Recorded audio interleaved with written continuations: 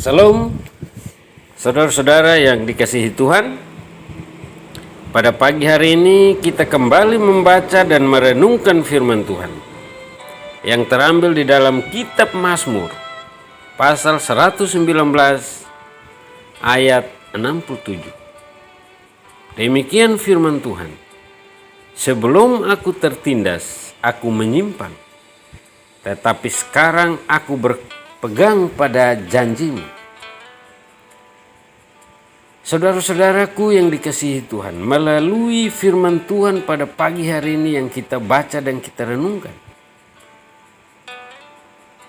firman Tuhan mengingatkan kembali kita bahwa masalah kesesakan atau penindasan seringkali menjadi cara yang paling ampuh untuk membawa seseorang mendekat kepada Tuhan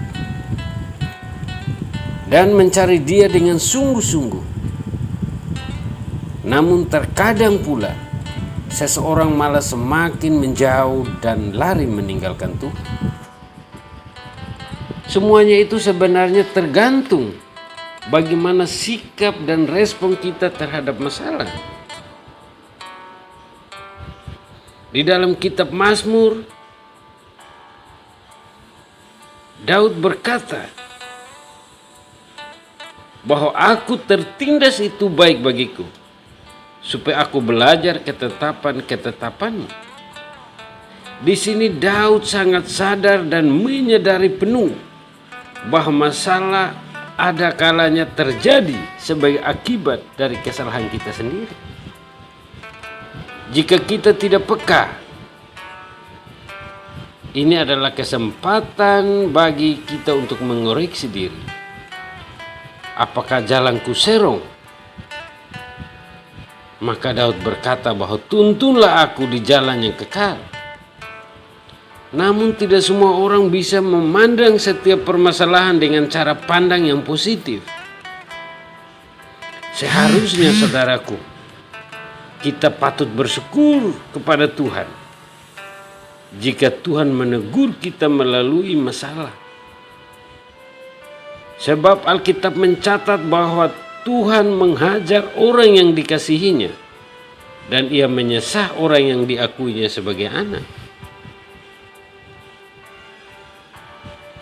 Siapa di antara kita yang mau mengalami keadaan yang tidak baik atau tertindas di sepanjang hidupnya? Tentu kita semua akan berkata tidak. Namun mengapa Daud di dalam hidupnya berkata bahwa tertindas itu baik baginya? Karena dengan kondisi yang demikian ia lebih bisa memahami rencana Tuhan. Jadi bukan tanpa tujuan jika Tuhan mengizinkan masalah terjadi dalam hidup ini. Alkitab mencatat lagi bahwa bukankah firman-Ku seperti api? Demikianlah firman Tuhan. Dan seperti palu yang menghancurkan bukit batu. Firman-Nya seperti api dan palu yang dipakai Tuhan untuk menghancurkan hal-hal yang tidak berkenan yang masih ada di dalam diri kita. Supaya kita timbul seperti emas dan semakin serupa dengan Kristus. Karena siapa yang ada di dalam Kristus, ia adalah ciptaan baru. Yang lama sudah berlalu dan sesungguhnya yang baru sudah datang.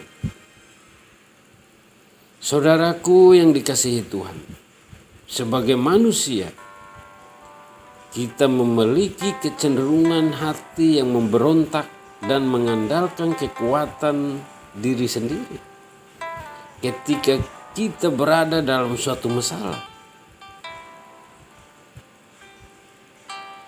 Namun sebagai ciptaan yang baru di dalam Kristus, tidak seharusnya saudara dan saya bertindak demikian. Sebaliknya saudara dan saya patut bersyukur karena peringatan-peringatan Tuhan ini membuat kita semakin melekat kepada Tuhan. Menyadari akan keterbatasan kita, menyadari akan keterbatasan saudara dan saya, dan tidak lagi memegahkan diri sendiri. Oleh karena itu saudara-saudaraku yang dikasihi Tuhan, firman Tuhan mengingatkan kita dengan tegas